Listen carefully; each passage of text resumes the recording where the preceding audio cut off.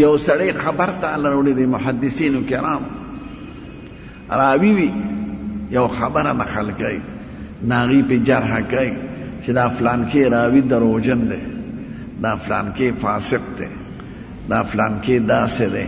چې د په روایت او په خبره څوک عملونه کوي ځکه د شریعت پاک ساتل دا د یو سړي د پاکۍ نه زیات ضروري او اهم دی که یو سړی بدنام شي خو چې زموږ ښکلی پیغمبر بدنام نشي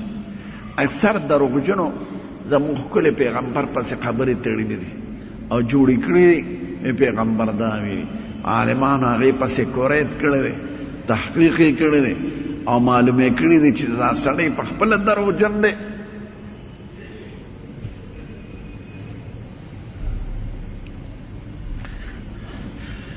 دروغ اکثر د وعظ په کتابونو کې ډېر راځي او د صوفیانو په کتابونو کې ډېر راځي او د قصو په کتابونو کې ډېر راځي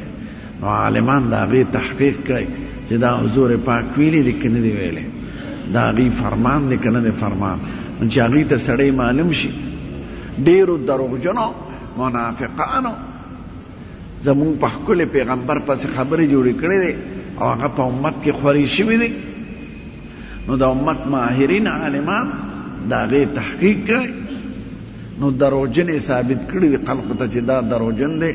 د دومره دا خبره دروغ ده دا خبره دروغ ده دا خبره دروغ ده نو د مظلوم غیبت چې هغه حاکم ته د ظالم غیبت وکړي او د یو خبر کوونکي غیبت او د خیرخواهۍ او د نصیحت په شکل کې د چا غیبت کول دا شریعت جایز کړی د دې نه علاوه غیبت یې ناروا کړی